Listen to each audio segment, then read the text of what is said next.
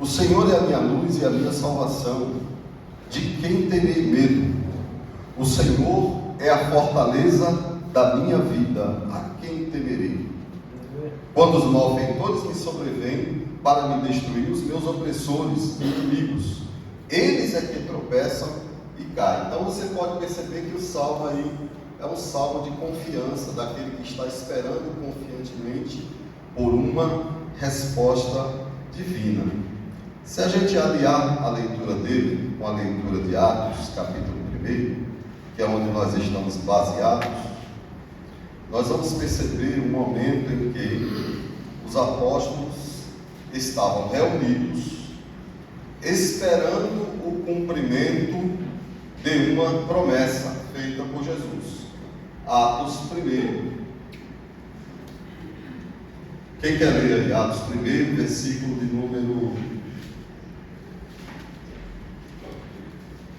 6, 7 e 8. E o 9 também. Posso ler? Quem pode ler? Então os que estavam reunidos com Jesus lhe perguntaram: será este o tempo em que o Senhor irá restaurar o reino de Israel? Jesus respondeu: não cabe a vocês conhecer tempos ou épocas que o Pai fixou pela sua própria autoridade, mas vocês receberão poder ao descer sobre vocês o Espírito Santo, e serão minhas testemunhas, tanto em Jerusalém como em toda a Judéia e Samaria e até os confins da terra. Amém. Glória a Deus. Muito obrigado, querido. Então nós temos aí uma exposição em que Atos dos Apóstolos vai narrar o momento de espera pelo poder, pela descida do Espírito Santo, pelo batismo no Espírito Santo. Nós temos aí os apóstolos fazendo algumas perguntas a Jesus. A gente sabe que essas perguntas que eles fizeram, já foi até falado na primeira aula, pelo professor Binho, professora Tatiana, que expuseram tão bem na última aula. E eu estava dando risada lá atrás, porque eu tinha pesquisado antes justamente para falar isso hoje, que eles estavam mais preocupados com política, com escatologia, com profecia, do que propriamente com o reino de Deus, a vinda do reino de Deus. A preocupação deles não é se o reino de Deus vem, a preocupação deles é se Roma vai cair. E quando vai cair? Né? Quando que nós vai parar esse sofrimento? Quando é que o Senhor pretende implantar o reino de Deus? Até quando que nós vamos ficar nessa situação? Então a preocupação deles era política. Eles não estavam preocupados com outra coisa, quando na verdade deveriam. Eles deveriam estar preocupados com missões. Eles deveriam estar preocupados com aquilo que estava sendo colocado nos ombros deles, a obra missionária. E Jesus corrige esse ponto de vista.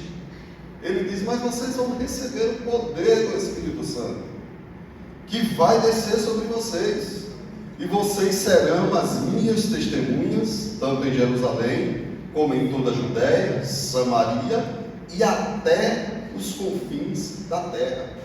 Era como se Jesus estivesse dizendo: voltem foco da sua visão, vejam a obra missionária, vejam a necessidade de poder que vocês têm, e eu vou suprir, eu vou enviar o poder do Espírito Santo.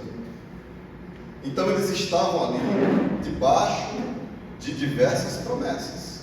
Primeiro, a promessa de que o reino de Deus se manifestaria no tempo de Deus, no tempo em que Deus determinasse. Segundo, eles estavam debaixo de uma promessa, a promessa de que seriam cheios do Espírito Santo. Pode passar o slide? Então nós temos uma introdução, não há como estudar o livro de Atos sem uma visão clara da pessoa do Espírito Santo no plano eterno da redenção. Inicialmente vamos olhar a interação da Trindade na teologia da salvação. Então, tem aquela questão do próprio nome do livro, que já foi tratado, né? Alguns autores, alguns exegetas, pontuaram, que já foi até colocado na primeira aula, que seria atos do Espírito Santo, porque a presença, né, a atuação do Espírito Santo é algo real, é algo fatídico, é algo central, é algo que chama a atenção. A figura central de Atos não é o ser humano, é o Espírito Santo de Deus. A gente sabe que existe, obviamente, algum fator humano, algum personagem que se sobressai, como foi destacado nos primeiros capítulos de Atos. Vem sempre a pessoa de Pedro, que toma as ações, mas no final, a partir do 13 até o 28, aí a pessoa de Paulo. Bem, mas vamos seguir. Próximo slide. Então aí eu peguei mais ou menos aquilo que está lá, já está na sua revista, né? A gente vai pensar um pouquinho aí, conversar sobre esse tópico da ressurreição à ascensão, né? Um período de tempo. Então na lição a gente tem o reino de Deus, ele determina, né, quando essas coisas haverão de acontecer em relação ao futuro. A gente tem o reino de Deus como algo espiritual, né? Os apóstolos estavam olhando o reino de Deus como algo exclusivamente material. Não, queremos que Roma caia, queremos que o quadro, o cenário da política mude. Parece até os nossos dias, né? Bem parecido. A gente quer que o quadro político do nosso país mude, né? E às vezes a gente pode até encontrar um paralelo da nossa realidade com aquela realidade que eles viveram. Por que não? O que é que vocês acham? Eles estavam preocupados com política e esqueceram as missões. E nós? Com o que estamos preocupados? Se a gente for observar a mensagem que a gente recebeu hoje pela manhã, né, esse momento de reflexão, qual tem sido a nossa preocupação? Será que é efetivamente as missões? Será que é efetivamente o reino de Deus espiritual e que não é material? É uma pergunta. Aí ele continua: o reino de Deus é internacional, ou seja, ele abrange todos os povos, ele abrange todas as nações. E por último, o reino de Deus é gradual, ou seja, ele vai ser manifestado paulatinamente, progressivamente, e já hoje está sendo manifestado nas vidas daqueles que pertencem à comunidade de salvos, à igreja. Note bem, o reino de Deus não é a igreja, mas a igreja faz parte do reino de Deus. O reino de Deus não é a igreja, mas a igreja manifesta o reino de Deus. E o que é o reino de Deus? Quem pode me dar uma definição aí? Reino de Deus. A gente às vezes fala uma palavra assim, é tão conhecida, mas nunca parou para pensar qual o significado dela. O que seria o reino de Deus? Quando deixamos Deus reinar na nossa vida. Muito bem. Quer continuar? Acho que é a base, né? Nós conhecemos ao Senhor, buscamos ao Senhor, conhecemos a sua vontade e seguimos a sua vontade. Crucificamos o nosso eu, nossa velha natureza, e deixamos então Deus reinar em nós, através de nós. Por isso fazemos com que a sua vontade seja feita na nossa vida e através da nossa vida. Muito bem. Alguém quer complementar, meus irmãos? Reino de Deus. Nosso irmão já deu ali, nosso irmão Rogério já deu bastante definições. Pode falar, amigo. A oração de Jesus ensinou a nos Pai, a nós o teu reino. Seria a execução do plano que está na Bíblia, desde o Velho Testamento. Deixe só ela concluir. A irmã está sua. Eu pergunto, Tá bom. Então, cada um se colocar como um reino, porque nós somos o reino de Deus. Nós somos o reino de Deus. Nós trazemos o reino. Essa é uma afirmação poderosa, né? Importante.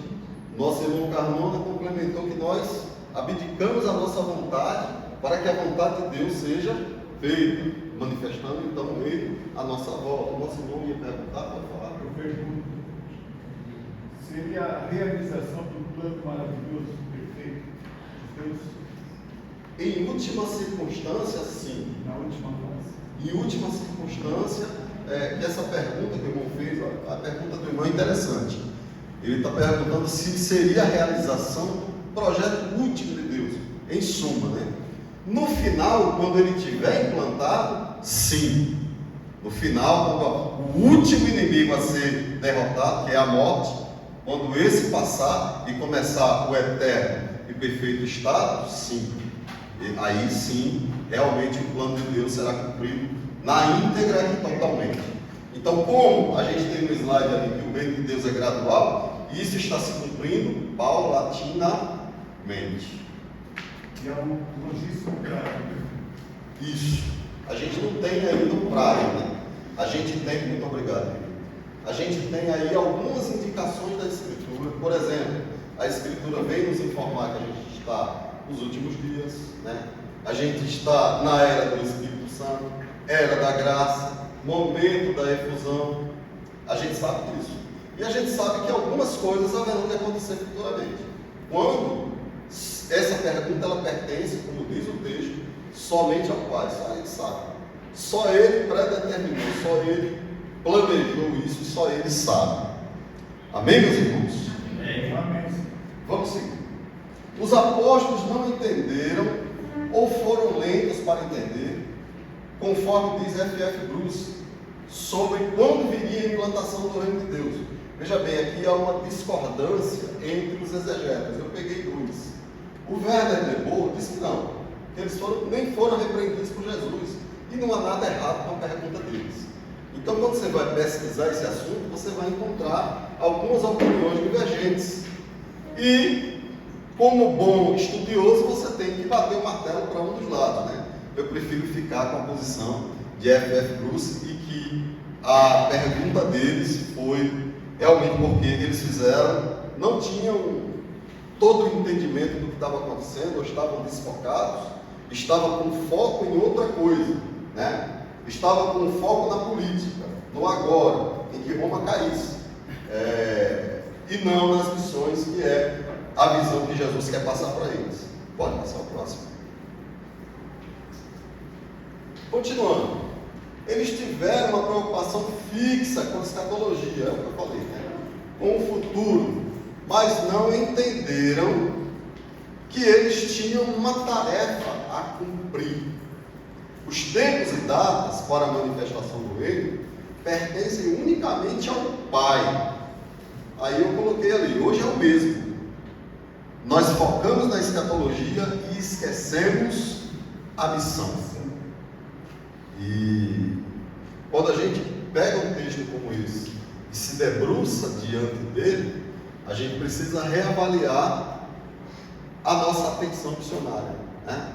O livro de Atos também é um livro missionário. Aliás, ele transpira missões por todos os poros. É missões do primeiro capítulo até o último capítulo de Atos.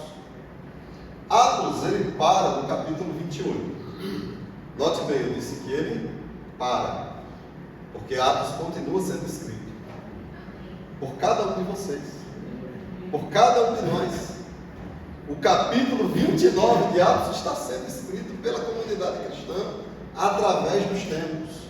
Quando nós nos preocupamos, né, temos uma visão voltada para missões. E Jesus, ele quer corrigir os apóstolos, ele quer corrigir a visão deles. Se não, parem de se preocupar com a escatologia, como se ele estivesse dizendo isso. Não cabe a vocês. Parem de pensar nisso. Parem de predeterminar as coisas. E aí, uma adendo que eu queria comentar.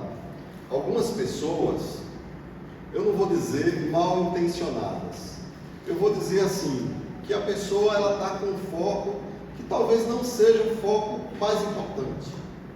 Ela quer discutir escatologia, porque visões escatológicas são muitas, escolas escatológicas são várias. Nós temos a escola escatológica presbiteriana, que é preterista, toda ela, uma parte é idealista. Nós temos a escola escatológica pentecostal, que toda ela é dispensacionalista. seja dispensacionalista clássica, ou seja progressiva, e assim vai. Cada escola teológica, ela tem uma visão. Mas como é que eu posso bater o martelo sobre algo que ainda não aconteceu? Como é que eu faço? E as pessoas, elas acabam dedicando muita atenção nisso e esquecendo o mais importante. É importante conhecer a escatologia? É. Mas por quê? Para você estar preparado para receber Jesus. Inclusive, um pouco lá na frente, a gente vai falar um pouquinho sobre a nossa participação aí nas profecias do futuro, que é o dia do arrebatamento. Tá certo, pessoal? Vamos seguir. Agora vamos começar a polêmica, né? Vamos começar a polêmica? Vamos lá. Eu vou começar a polêmica com essa frase: o poder do Espírito não precisa mais ser esperado. Note bem, a lição está dizendo: a espera pelo poder. Mas hoje em dia, século 21, nós não precisamos mais aguardar o poder do Espírito Santo. Nós não precisamos aguardar o batismo no Espírito Santo. Eu não sei qual é a sua posição, né? Acho que é um assunto polêmico, algumas pessoas divergem, mas acompanhe meu raciocínio. Eu só quero expor para você isso e depois você reflete, pensa se realmente faz sentido, não faz sentido. Mas assim, os apóstolos, naquele momento, eles não tinham recebido o Espírito Santo ainda. O Espírito Santo ainda não havia descido. Alguém pode ler para mim? Lucas 24, 49.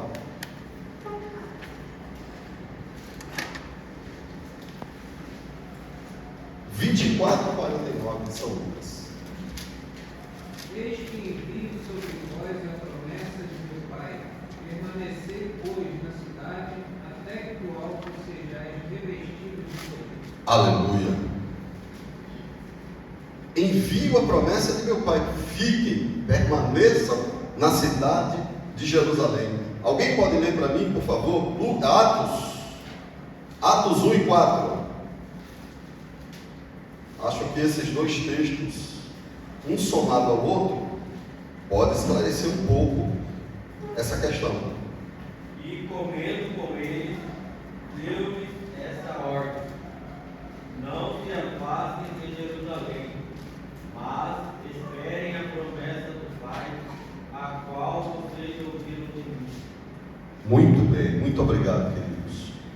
Então aqui, meus irmãos, eles estão no momento de espera.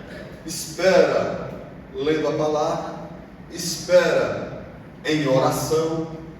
Mas por que eles esperaram? Essa é a pergunta que as pessoas precisam fazer ao ler o livro de Atos. Por que eles esperaram? Porque o que eu ouço das pessoas é o seguinte: olha, Jesus batizou no Espírito Santo na última convenção lá em Goiânia, 30, 40 pessoas. Quem sabe daqui a mais um ano, quando a convenção em Campinas chegar, quem sabe eu não recebo aí o batismo do Espírito Santo. Jesus batizou em agosto na conferência de homens lá no interior do estado. Quem sabe na conferência desse ano Jesus não volta e vai chegar a minha oportunidade de eu ser batizado. E esse pensamento, pela Escritura, ele não é correto. Porque hoje cristãos estão esperando uma promessa que é real. Eles estão esperando algo, porque eles olharam na Bíblia: não, mas os apóstolos estão esperando aqui. Mas por que eles esperaram? Eles esperaram porque o Espírito Santo não estava na terra, estava no céu. Leia o Novo Testamento novamente. Não há uma só passagem em que Jesus manda alguém, fora dos apóstolos, esperar o batismo do Espírito Santo. Não existe. Os únicos aos quais Jesus ordenou e disse, ele foi taxativo: fiquem em Jerusalém. esperem o poder, esperem o revestimento, esperem o batismo no Espírito Santo. Aí ele diz no verso 5 de Atos 1, João batizou com água, mas eu vos batizarei com o Espírito Santo. Mas quando, Jesus? Aí ele dá tempo, né? Aí ele dá prazo. Não muito depois desses dias. Está escrito. Então, eu quero nessa manhã pensar com você que talvez a gente precisasse corrigir esse curso, né? Você que está esperando o batismo no Espírito Santo, né? Talvez tenha pego aí uma aerovia que não era melhor. Eu estou esperando, irmão, eu estou esperando a promessa. Não, agora é época de receber o poder do Espírito Santo. Cada culto que você vai é uma oportunidade. Na sua casa, na sua dinâmica de oração, Jesus pode batizar você no Espírito Santo. Por que não? No culto de quarta-feira, irmãos, quarta-feira está em chamas isso aqui. É uma bênção. Uma bênção. A última quarta-feira que eu vim, que eu estou realmente corrido, mas a última quarta-feira que eu vim foi uma bênção. Depois eu abracei o pastor o Wellington lá fora, agradecendo a Deus pela vida dele. Uma bênção, uma bênção. A pergunta é, por que nós estamos esperando uma promessa que já é nossa? Já está no nosso colo. Por que nós estamos esperando? Se os únicos aos quais Jesus ordenou que esperassem foram os apóstolos. Aí eu afirmo, o poder do Espírito Santo, pode passar o slide, não precisa mais ser esperado. Ele pode ser recebido e deve ser recebido. Aliás, em Atos dos Apóstolos, note bem, vamos pegar só Atos para não ser extenso, a hora não nos aguarda, mas pense comigo em Atos dos Apóstolos. Após o Pentecoste, após a descida do Espírito Santo, como foi? Eles desceram, eles se reuniram no Senado, quase 120, né? 119 pessoas, vamos dizer assim, quase 120. Estavam ali todos reunidos, o Espírito Santo desceu sobre eles, encheu o seu coração do Espírito Santo. Após isso, a coisa começou a acontecer meio que automaticamente, sim ou não? Pense comigo, quem é o próximo que recebeu o poder do Espírito Santo, se a gente for olhar nos capítulos de Atos? Você vai encontrar, acho que Atos 8, Pedro e João descendo para Samaria, atendendo um chamado, acho que de Filipe, é isso? De Filipe, que Filipe estava fazendo um evangelismo em massa. Filipe estava lá expulsando o demônio, curando as pessoas e exercendo os dons de Deus. Só que as pessoas ainda não tinham sido batizadas. E aí pediu ajuda. Gente, vocês apóstolos, desçam aqui, me ajudem aqui. E, embora o texto não diga explicitamente, nós entendemos que as pessoas foram batizadas no Espírito Santo a partir da oração, da chegada de Pedro e João ali. Qual é o outro texto que mostra que as pessoas não estavam esperando? Por exemplo, o próprio Paulo, né? Acho que Atos capítulo 9, quando Ananias ora por ele, muita relutância, Deus convence Ananias, ele ora, umas escamas caem dos olhos de Paulo e ele, naquele mesmo momento, automaticamente, começa a ser cheio do Espírito Santo. É o que o texto diz. Eu não quero falar nada, eu não quero criar nada, eu quero ler, eu quero dizer o que o texto diz para você e fazer você refletir e pensar. Um último evento ocorrido, é lógico que em Atos existem mais, mas Atos 19 é fantástico, é fantástico. Paulo nas missões encontra um grupo de cristãos que tinham sido batizados apenas no batismo de João. E o que é que ele faz? Ele pergunta para eles: vocês já creram, vocês já receberam o Espírito Santo quando vocês creram? E eles responderam: mas nós nem sabemos que existe Espírito Santo, nós nem sabemos o que é isso. E ali Paulo faz uma exposição pequena para eles, explica, põe as mãos, ora por eles, e eles recebem o poder do Espírito Santo. Automaticamente eles são batizados pelo Espírito Santo, sob a imposição de mãos do homem de Deus. Então percebe que depois do Pentecoste nós não temos pessoas esperando, nós temos pessoas recebendo. Hoje é a mesma coisa. Mais de 2000 anos em que Jesus está batizando no Espírito Santo a sua igreja. E nós podemos ficar tranquilos, orar e receber. Isso é simples, irmãos. Há pessoas que fazem como se fosse um bicho de 7 cabeças. Eu lembro de um cristão que uma vez eu fui orar. Tem outros exemplos, mas eu vou contar esse rapidinho. O pastor me chamou para pregar,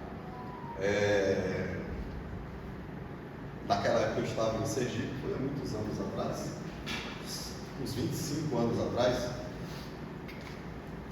e o pastor tinha assuntos administrativos a tratar. Disse: Adilson, é Santa Ceia, é ceia do Senhor, você pode me acompanhar? Você me acompanha, você prega, você ministra a palavra, e eu vou me reunir com o pessoal no gabinete, porque eu tenho assuntos administrativos a tratar, eu não vou poder. Tem alguém que dirige, eu só vou ministrar a ceia, e eu preciso de ajuda. Eu digo: tudo bem, meu pastor, vamos lá. E eu preguei a palavra, a igreja estava cheia como aqui. Deus abençoou, o culto terminou, e no final do culto, um jovem ficou na porta, esperando eu passar.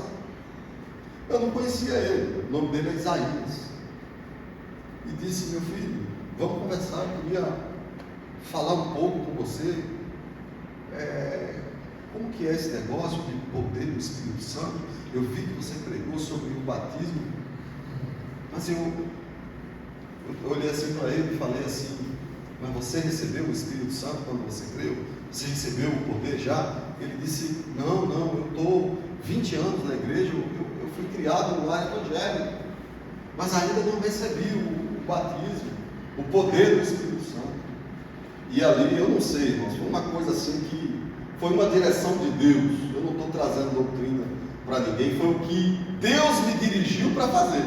A hora eu recebi uma revelação ali e disse para ele: meu filho, vá para casa. Vá para casa e não volte a falar comigo enquanto você não for cheio do Espírito Santo. E eu falei isso para ele, nem sei por que saiu isso da minha boca, e fui embora. 2 dias depois eu estava trabalhando na construção dos alicerces da igreja, a igreja estava crescendo, e esse irmão estava lá do outro lado, ele grita meu nome: Adilson. Aí eu olhei para ele assim, mas veio aquela ira, eu disse assim: ô Isaías, eu não disse para você para não falar comigo enquanto Jesus não batizar você no Espírito Santo? Aí ele disse: é que naquela noite mesmo Jesus me batizou no Espírito Santo. Eu estou contando isso, irmão, não para doutrinar, mas para mostrar para você que ser batizado no Espírito Santo é fácil, não é bicho de 7 cabeças, tá certo? E que nós precisamos, e está disponível para nós agora. Continuando, os únicos, eu já falei isso, né? Os únicos os quais Jesus ordenou esperar foram os apóstolos. 24 e 49 de São Lucas, já lemos, Atos 1 e 5.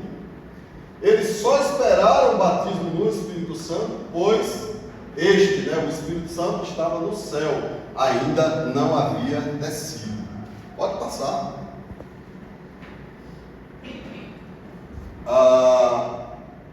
É interessante isso aqui também, que às vezes a gente lê a Escritura e não compreende como era importante os momentos à mesa com Jesus. Atos capítulo 1, versículo 4, né? Ele tinha uma comunhão à mesa, que era algo característico, né, da personalidade de Jesus. Ele, à mesa, falava com as pessoas, à mesa, consolava as pessoas. E Atos 1 e 4 é um desses momentos. Ele estava sentado ou debruçado, conforme o costume da época, a uma mesa. E falando, ele expôs a necessidade dos apóstolos de não sair de Jerusalém. Uma vez eu fui falar um negócio desse para o irmão, ele ficou revoltado, ele contou até amizade comigo. Ele disse: o pastor fulano de tal, ele me chamou para um trabalho no interior, eu vou ficar apoiando ele. Ele era bombeiro civil, bombeiro militar, melhor dizendo, lá em Sergipe também. E ele disse: olha, a cidade de Ribeirópolis, que fica aqui no interior, ele está lá, precisa de alguém que o auxilie. Adilson, eu vim a você porque você é meu amigo, o que você acha? Eu olhei para ele e falei assim: já recebeste o Espírito Santo? Então, se você não recebeu, sabia que ele não tinha sido batizado ainda? Não recebi. Pois é. Então você não pode se ausentar da cidade de Jerusalém. E o irmão começou a avisar comigo. E foi. E sumiu. Eu não sei nem se deu certo ou não. Mas eu orientei aquilo que eu vi na Bíblia. Irmãos, nós não podemos, como dizia o saudoso e amado o seu chefe, nós não podemos ser profissionais do ministério. Nós não podemos ser profissionais do ensino. Nós não podemos nos pôr a mão ao trabalho sem o revestimento necessário do poder do Espírito Santo. Isso é um perigo.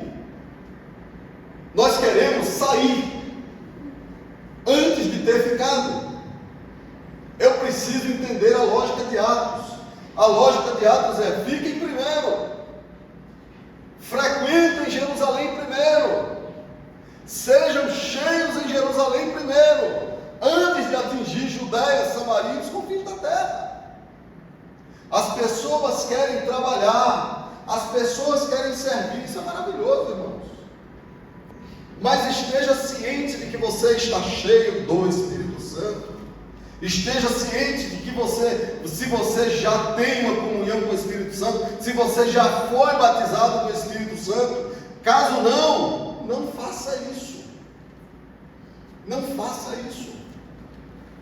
A obra de ganhar almas, ela necessita do poder do Espírito Santo em nós, para que nós possamos gerar vida em outros.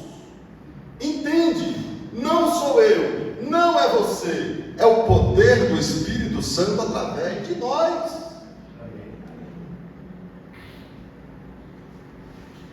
Continue, por favor. Então, como eu dizia, ele fazia isso para manifestar a realidade de sua pessoa. Era um momento de comunhão, né? E ele restaurava os laços com seus discípulos, antes destruído pelo fracasso deles. Isso aconteceu em várias ocasiões. Alguém pode ler para a gente? Marcos 16:14. Outro, abra por favor, Lucas 24:30. Outro, João 21:12, por favor.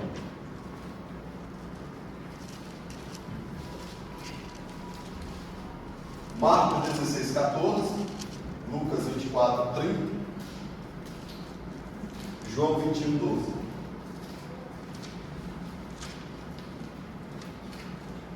Nesse momento ele falava também aos duvidosos, né? E consolava os tristes, por isso que ele estava sempre à mesa. Não é de estranhar, né? Quando a gente tem um churrasco aqui na Igreja Batista do Povo, é uma bênção estar à mesa, estar conversando com os irmãos, estar nos alegrando com nossos irmãos, conhecendo, falando, trocando ideia, né? O nosso grupo familiar também é a mesma coisa. A gente está à mesa, tem aquela reunião, tem aquela comunhão, depois tem um café, a gente senta, conversa, se conhece, um fala dos problemas, é uma bênção. O pastoreio de pastores também, que ocorreu sexta-feira, é uma bênção, na casa do pastor Daniel. A gente consegue falar dos nossos problemas, trocar ideia, ter comunhão, um amparar o outro. É um momento de comunhão, irmãos. E Jesus fazia isso. Marcos 16:14, quem achou aí? Finalmente apareceu Jesus aos 11, quando estavam à mesa, e censurou-lhes a incredulidade e dureza de coração, porque não deram crédito aos que o tinham visto já ressuscitado. Muito bem. Então Jesus está à mesa censurando a dureza dos corações após a ressurreição. Lucas 24:30. E aconteceu que, quando estavam à mesa, ele pegou o pão e o abençoou. Depois partiu o pão e o deu a eles. Muito bem, muito obrigado. Então Jesus, à mesa, partiu o pão, símbolo aí de comunhão, estavam juntos ali comendo o mesmo pão. João 21:12, quem achou? Disse-lhe Jesus: vinde comer. Nenhum dos discípulos ousava perguntar: quem és tu? Porque sabiam que era o Senhor. Aleluia. Essa passagem aí de Jesus já ressuscitado, à beira do mar, já fez o café da manhã para os apóstolos, quando eles desceram do barco e ali comeram, e ele restaura Pedro nesse café da manhã. Pode seguir? Na sequência ele diz: foi na mesa que Jesus ordenou que eles não saíssem de Jerusalém. Já afirmamos isso. Hoje ele ordena que saiamos, pois o poder já desceu. Marcos 16:15, quem pode ler? Mateus 28:19, quem puder ler aí nos ajuda. Então, enquanto os irmãos abrem, eu comento. Hoje ele ordena que nós devemos sair, porque o poder já desceu. Nós devemos sair para os presídios, sair para os hospitais, sair para as casas, sair para as praças, sair para as ruas, sair para o mundo e divulgar que Jesus Cristo é o nosso Senhor, é o Senhor do mundo. Marcos 16:15. Quem achou? Disse-lhes: vão por todo mundo e preguem o evangelho a toda criatura. Muito bem. Esse é um dos textos mais conhecidos da Bíblia, né? Marcos 16:15. Todo mundo conhece. E ele contém aí a maior obra já feita por um mortal, que é pregar o santo evangelho a todo mundo. O maior encargo do universo foi dado por Jesus aos discípulos e, por conseguinte, né, para nós também, que somos discípulos dele. Mateus 28:19. Quem achou? Ide, portanto, fazei discípulos de todas as nações, batizando-os em nome do Pai, do Filho e do Espírito Santo. Amém. Ide, portanto, e fazei discípulos. Olha só, quando a gente vai para o grego do Novo Testamento, já foi falado até na primeira aula, existem algumas discrepâncias, e essa é interessante a gente comentar. O texto lido pelo nosso amado professor Daniel, Mateus 28:19, é um deles. O texto diz em português: ide e fazei discípulos. Mas no grego não diz isso. No grego diz: e indo, façam discípulos. É como se ele estivesse dizendo: e indo, preguem. E indo, discipulai. E indo, ensinar as pessoas. Sabe o que isso significa para nós, em última análise? Que Jesus acreditava que eles iriam. Jesus esperava que eles fossem. Isso para nós quer dizer a mesma coisa. Jesus espera que nós vamos. Jesus acredita que nós vamos sair. Jesus acredita, Ele confia que nós vamos sair. Cada um de nós com um ministério diferente. Para as nações, para as missões, para pregar a Jesus. Eu amo muito o ministério do pastor saudoso também. Às vezes eu fico conversando com a minha esposa em casa e eu fico revoltado, né? Eu fico conversando com minha esposa, com amigos também, e eu fico falando assim: por que essas pessoas morrem? Né? Devia morrer, por que morreram? Que falta que faz, né? Oswald Smith, o grande missionário canadense, e ele foi pregar na igreja lá, e ele disse aos irmãos: não, mas aqui é a sociedade missionária feminina da igreja. Aí ele disse: não, mas eu nunca teria um negócio desse na igreja. Nunca. Mas por que, pastor Smith? Não é bom? As irmãs estão dedicadas, se organizaram para fazer missões. Ele disse: não, na minha igreja todos têm que ser missionários. Todos precisam fazer missões. A missão é um assunto de tal importância que eu não posso delegar a evangelização do mundo a um grupo, a uma sociedade feminina da igreja. Todos devem ser missionários. E esse era o mindset, essa era a mensagem que ele pregava. E assim foi por 70 países ao redor do mundo, antes do Senhor recolhê-lo. Quando o pastor Edson Queiroz, não sei se vocês conhecem, da Primeira Batista de Santo André, quis trazer Oswald Smith ao Brasil, ele já estava velho, ele já estava muito velho, muito debilitado, não aguentava mais viajar. Se eu não me engano, na época ele estava com 94 anos. E ele não veio, né? Mas o filho dele veio, o Paul Smith.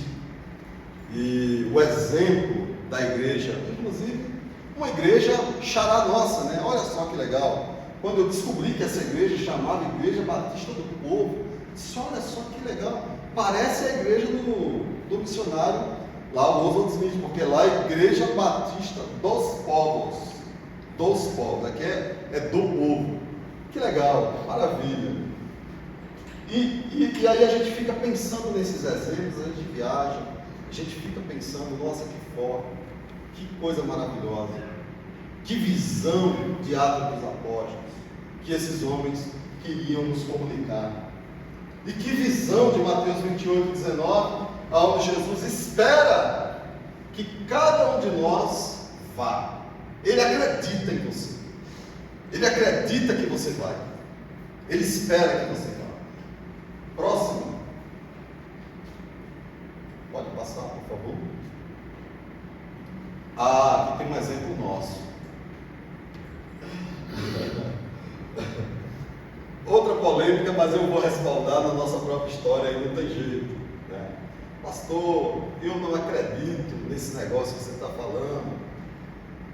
Que negócio é esse? Batismo no Espírito Santo automático, que é isso? Algumas pessoas da nossa igreja, ou de nossas igrejas, para não ser tão específico, acreditam que as coisas de Deus devem ocorrer bem devagar, paulatinamente. Olha, esforço concentrado aqui, uma hora vai dar certo. Mas eu quero lhes dizer nessa manhã que às vezes Deus opera repentinamente. Em Atos dos Apóstolos foi assim. Os apóstolos receberam repentinamente. O texto de Atos capítulo 2, versículo 1, diz a Bíblia: de repente o Espírito Santo desceu. De repente o Espírito Santo veio como um vento poderoso, veemente, irresistível, e todos foram cheios. Todos foram tomados, as vidas deles mudaram, a mentalidade deles mudou, a visão mudou. Agora o foco era outro. O foco não era se o PT estava no poder, o foco era ganhar gente, era falar vidas, era dizer que Jesus ressuscitou, era dizer que Jesus estava vivo. Isso aconteceu com esse homem de Deus também. Às vezes Deus opera repentinamente. Quando Ele quis renovar a Igreja Batista, na década de 60, Ele batizou repentinamente o pastor Enéas Tonini. Após 3 horas e meia de oração, ele fez 2 horas pela manhã, à tarde ele fez mais 1 hora e meia, aquilo incomodando ele não sabia o que era. Pregou à noite, até eu tive, junto com o pastor Cláudio, lá em Rio Claro, a gente passou um dia lá, o pastor Demétrio também, conversando com o pastor Altilino para resgatar essa história. E o pastor Altilino falou para a gente que ele pregou e correu para casa pastoral da igreja, lá em Perdizes. E os irmãos não sabiam o que aconteceu. Nossa, meu Deus do céu, que pregação é essa? E ficaram assim estupefatos. E correram para casa do pastor. Chegou lá, ele estava orando, cheio do Espírito Santo, batizado pelo Espírito Santo. Mas isso ele conta, né? Naquele livro que a gente viu aqui na porta da igreja, eu vi, comprei a história dos batistas nacionais. Não posso perder isso. Eu passo diante do livro desse, eu levo embora. E ele diz que Deus falou com eles: entrega. Mas, Senhor, entregar o quê? Entrega. Mas o que, Senhor? E a oração foi prosseguindo. Sabe aquela oração gostosa? Que você vai falando com Deus, Deus vai falando com você. E aí Deus começou a falar: entrega seus ídolos. Primeiro, na sua biblioteca, ele disse que era um ídolo para ele.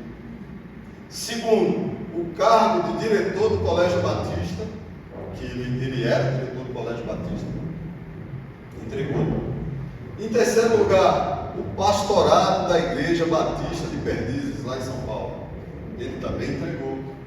E por último, a sua própria família. Ele não tinha mais nada. Aquelas pessoas que têm dúvidas do porquê Jesus não o batiza no Espírito Santo, está aí a resposta. Talvez exista algum ídolo que está atrapalhando a sua comunhão com o Espírito Santo. Talvez você tenha um outro Deus pessoal, um terafim guardado lá na gaveta do fundo do seu coração. E isso está desconectando você de uma dinâmica maior de interação com o Espírito Santo. Talvez isso esteja impedindo que você esteja receba, melhor dizendo, o batismo do Espírito Santo. E nada melhor do que o exemplo do pastor Enéas. Foi ele entregar os seus ídolos, ele foi batizado no Espírito Santo e a sua vida mudou completamente. Aí no livro ele diz, não há espaço para colocar nos slides, mas ele fala mais detalhes no livro. Ele olhava para a Bíblia de uma maneira diferente, ele pregava diferente, ele olhava para as pessoas diferente. Tudo muda na gente quando a gente é cheio do Espírito Santo. Tudo muda. Pode passar, por favor.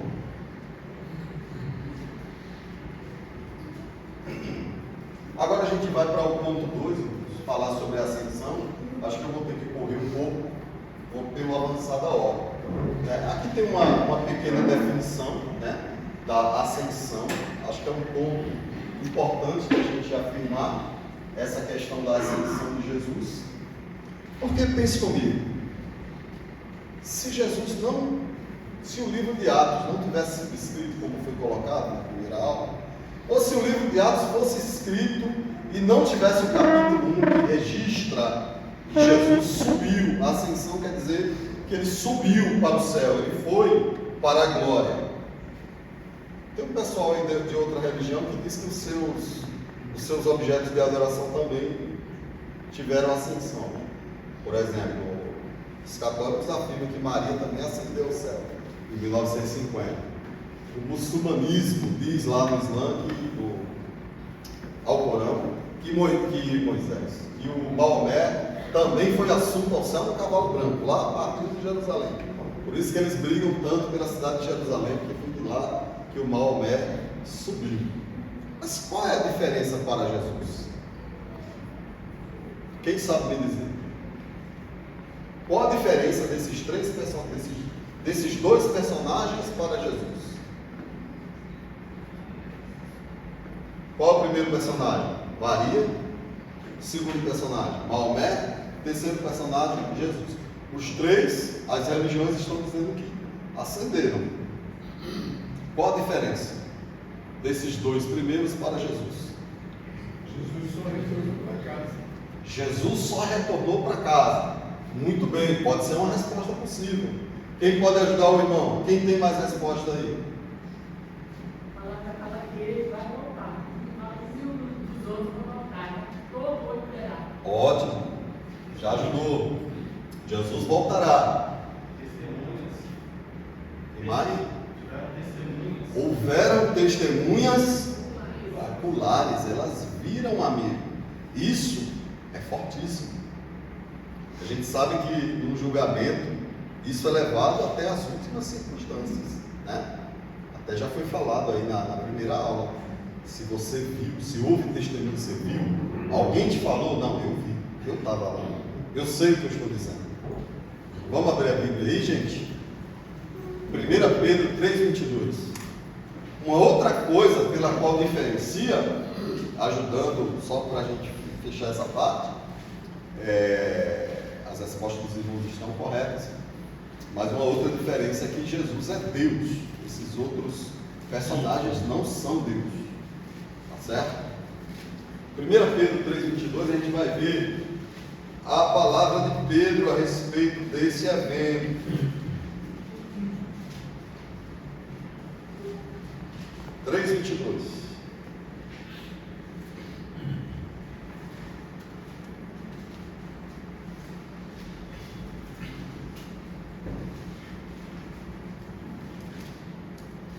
Outro abre em 1 de João.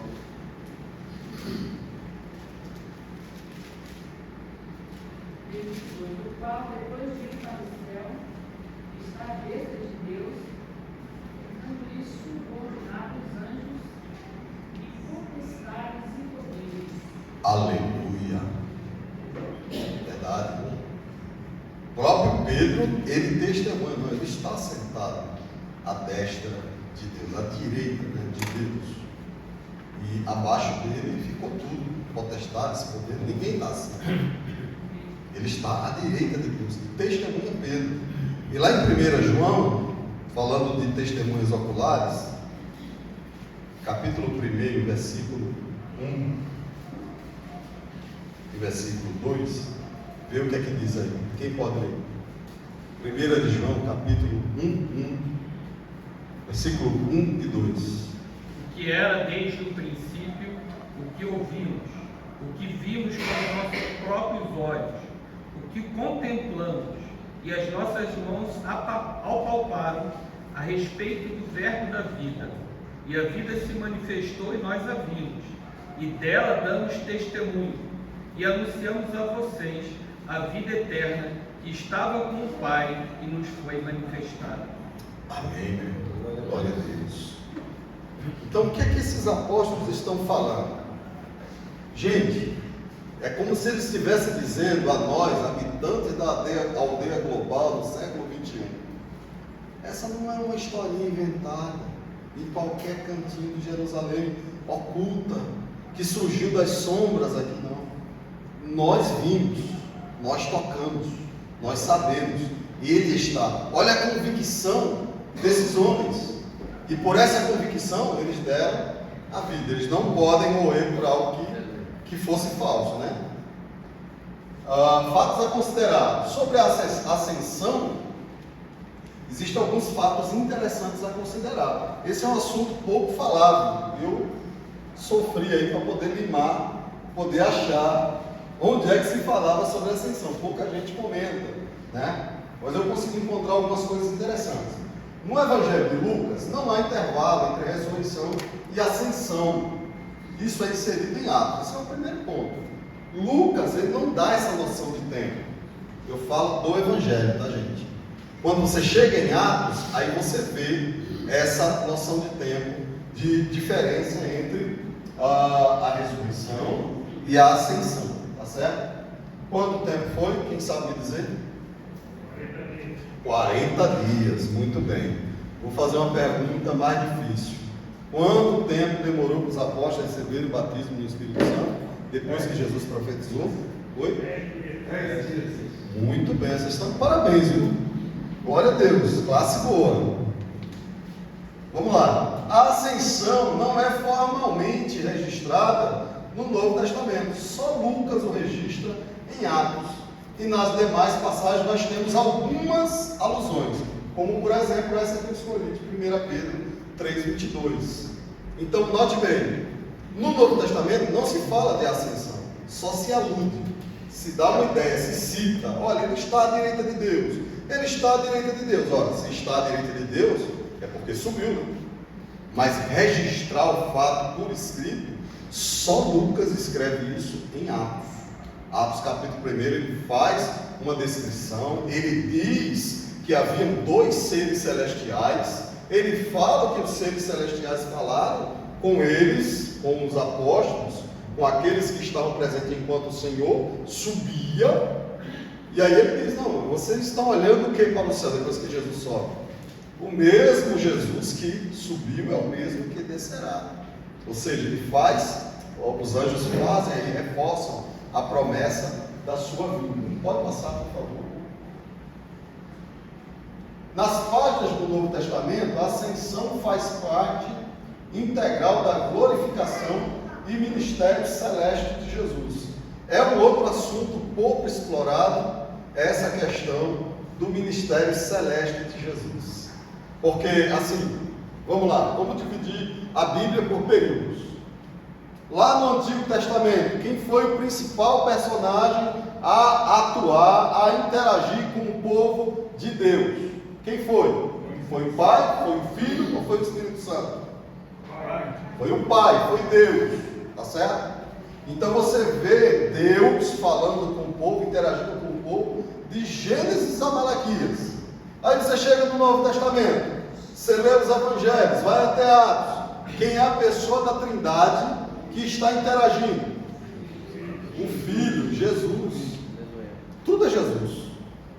De Atos para frente, quem é que interage? O Espírito Santo de Deus. Mas aí fica a pergunta: e Jesus? Onde ele está? O que ele está fazendo? Agora, 11h01 da manhã, chegando 11h02. A escola vai até 11h15. O que Jesus está fazendo agora? Reinando. Oi? Reinando. Reinando, o que mais? Intercedendo por nós. Ele está reinando, está correto, está sentado à direita de Deus, está reinando. E outra função, ele está intercedendo por nós. Exatamente isso aí, ó, ministério celeste de Jesus. Agora, 11h02 da manhã, ele está intercedendo por cada um de nós. Ele está sustentando-nos através das suas orações, das suas súplicas ao Pai. Pode passar? Eu não vou até o fim, que não dá tempo. Interpretações também sobre a ascensão, baseado justamente nessa questão de que só Lucas, em Atos, só Atos registra lá por escrito. Alguns teólogos, até alguns teólogos liberais, eles dizem: não, mas isso aí foi uma fraude. Foi uma fraude, se só Atos diz, ninguém falou mais nada, só cita-se uma citação, então isso foi uma fraude. Aí qual é o argumento? Os discípulos teriam inventado essa história a fim de explicar a ausência de Jesus. Outros dizem que ela é uma interpretação mitológica. Não, isso é um mito, A história da ascensão teria se desenvolvido como um dos mitos antigos e lendas criados em torno da pessoa de Jesus. Quem gosta de falar muito de mito é Bultmann, Rudolf Bultmann. Ele fala muito sobre o mito. A questão de ser simbólica, que a narrativa não teria sido criada para narrar um fato literal. Não, isso não é literal, isso foi simbólico, subiu simbolicamente. São interpretações que as pessoas vão dando. O que mais?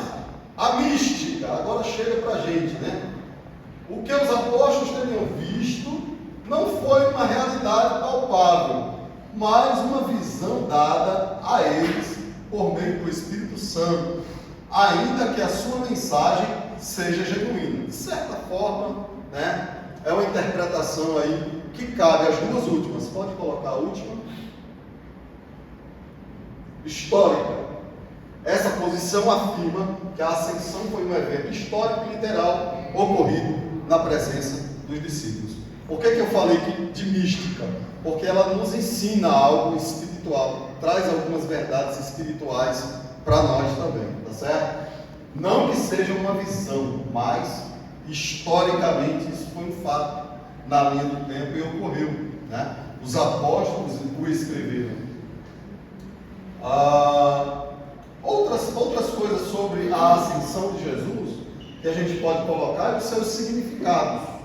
Além das interpretações que alguns exegetas dão, a gente pode pegar alguns significados para nós, Primeiro, explica a ausência física de Jesus neste mundo. Cristo saiu vivo do sepulcro para não mais morrer. Segundo, Cristo teve a ascensão como parte do processo de glorificação. Torna-se o primeiro homem divino e mortal que foi com o corpo para o céu. Quando eu li a primeira vez esse negócio, eu li no seminário, né? No seminário que eu fiz. E aí eu fiquei espantado, mas assim, como assim? Jesus foi de corpo e tudo para o céu? E lá estava escrito, foi de corpo e tudo para o céu. Não me pergunte como, não me pergunte por quê, não me pergunte o que ele está fazendo com o corpo lá no céu, né? Só ele tem corpo, né? Foi corporalmente. A ascensão não é um evento espiritual, é um espírito subiu. Podem falar aí, né? Enoque e Elias, é verdade, bem lembrado, bem lembrado. Estão lá de corpo e tudo com Jesus, olha só, foram arrebatados, gente. Estão lá. Agora, como é que eu explico isso? Que Paulo diz que a carne e o sangue não podem herdar o reino de Deus. No caso de Jesus, tem a questão da glorificação. Ah, pastor, mas não era corpo não, estava glorificado. Mostra o que há de acontecer com o salvo. Exatamente, era nesse ponto que eu queria chegar. Meu irmão já adiantou ali. O que aconteceu com Jesus, que é o que ele colocou, vai acontecer com os salvos também. Ou seja, de um lado, a ressurreição de Jesus garante a nossa ressurreição. Por outro lado, a ascensão de Jesus garante também a nossa. Quando? No arrebatamento. Pode passar. Aí ele vai falar de alguns outros significados, né? A ascensão foi uma prova a mais de suas reivindicações messiânicas. Pode passar. Foi a inauguração do seu ofício como nosso mediador, nosso sacerdote, já falamos. Pode passar. A ascensão de Jesus é uma condição necessária para a vinda e o dom do Espírito Santo para que se derramasse, né? Se ele não fosse assunto, o Espírito Santo não viria. Isso está em João 16:7. Pode passar. E a última verdade, né? O último significado, exatamente o que o irmão colocou ali. A ascensão de Jesus é a garantia da nossa participação na mesma realidade espiritual, tal como a ressurreição é a garantia da nossa participação na vida ressurreta. Ele entrou primeiro que nós no céu. E existem alguns textos. O texto de Efésios 1:19 e 23, 2 Coríntios 3:18 e o mais conhecido, João 14:1, quando ele disse que ia preparar lugar, ia preparar morada e que depois voltaria para nos levar. Pode passar. Aqui a polêmica, a gente tem mais 7 minutos para a polêmica. A escolha de Matias para o apostolado. Aí você tem na revista a morte de Judas, um descritivo de como aconteceu, o cumprimento das Escrituras, Atos 1:16, onde está a polêmica, e a escolha de Matias, que foi através de sorteio, foi lançado sortes. Havia Matias e José, que foram colocados os dois, né, para concorrer ao cargo de apóstolo, que estava vago por Judas haver se matado. A polêmica é a morte de Judas como cumprimento das Escrituras, levando um extenso debate que existe sobre como Deus, um Deus soberano, pode usar o livre-arbítrio humano para atingir os seus propósitos sem destruir a vontade livre do homem. Do nosso ponto de vista, a soberania e o livre-arbítrio são irreconciliáveis. Do ponto de vista de Deus, não. Por quê? O texto vai falar que a morte de Judas ocorreu para que se cumprisse a Escritura. Mas a gente sempre fica com a dúvida. Esse é um pensamento meu agora, tá? Não é o pensamento da lição. Será que Judas estava predeterminado a ser um traidor? E aí a polêmica, porque há muitas variáveis que podem ser respondidas a essa questão. Eu, por exemplo, penso que qualquer apóstolo poderia ser um traidor. O texto do Salmo 109, eu acho que é onde está baseado isso, Diz que alguém iria trair. Não diz que seria Judas. Judas só preencheu os requisitos, por livre e espontânea vontade.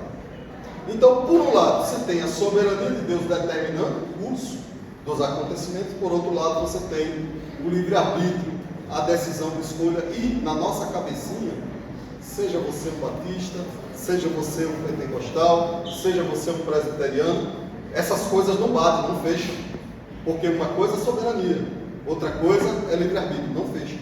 Aí o autor que eu estava lendo, ele diz que é assim porque nós estamos olhando do nosso ponto de vista. É assim porque nós estamos olhando da nossa própria cadeira. Daqui, desse momento, dessa escola dominical, é impossível conciliar essas coisas. Deus, para ele é tranquilo, porque ele está olhando de um outro ponto de vista, onde essas coisas são perfeitamente possíveis ser reconciliadas de algum modo. Finalizando, meus irmãos, nós temos aí a escolha de Matias. Existem algumas qualificações especiais que os apóstolos tinham, né? Ter sido testemunha ocular da vida, morte e ressurreição de Jesus, ter sido escolhido pelo próprio Jesus, ter obras miraculosas e um ministério especial que autenticavam a validade do ofício apostólico. Os apóstolos seriam precursores da igreja e do reino de Deus. Pode passar. Ainda em qualificações especiais, teriam os apóstolos um ofício especial, que mesmo no futuro aguarda-os um serviço especial que nenhum dos outros pode preencher. Ou seja, eles vão ser governadores no futuro, quando as profecias da escatologia se cumprirem. Ali eu coloquei algumas verdades, né, algumas coisas que a gente pode aprender com a questão da escolha de Matias. Uma delas é que não existe sucessão apostólica. Ora, se as qualificações para ser um apóstolo são tão altas, que só eles poderiam preencher. Não tem porque a Igreja Católica Romana dizer que, não, mas São Lima é descendente de Pedro, que depois veio o Clemente, que depois veio o Papa tal, e desagou no Papa Francisco, a quem ama e respeito. Essa sucessão apostólica, ela falha, essa doutrina católica romana, tá certo? Eu não posso aceitar, por exemplo, na Igreja Católica, um pastor que tem um ofício pastoral vindo de uma igreja evangélica e consagrá-lo a padre, a cardeal, porque ele está fora da linha de sucessão dos apóstolos. Essa é a doutrina católica romana, da sucessão apostólica. Isso não se sustenta, visto que as qualificações para ser apóstolo eram altíssimas e os demais não preencheram, só aqueles daquela época. E a outra verdade é que não existem apóstolos hoje, no sentido específico, né? Conforme foi descrito. Existem os apóstolos no sentido geral. Quem são esses? Missionário Binho, missionário Tatiano, os demais missionários que a gente apoia na Jami. Esses são apóstolos, porque a palavra apóstolo no grego, ela se quer dizer mensageiro, pessoa enviada na frente, aquele que é enviado. Em última análise, missionário. Aí tem muita gente aí que abre a igreja e já coloca o nome. Eu conheço uma dúzia: apóstolo fulano de tal. Mas aí a gente pergunta, ele faz missões? Aonde? Qual o campo missionário? Né? Ele só pegou essa palavra apóstolo por causa do título. Meus irmãos, obrigado pela paciência de vocês. Eu vou finalizando por aqui. Obrigado por vocês me suportarem e não fazerem perguntas difíceis. Eu volto a incomodá-los em uma outra aula. Muito obrigado, meu querido pastor Roberto. Deus abençoe os irmãos.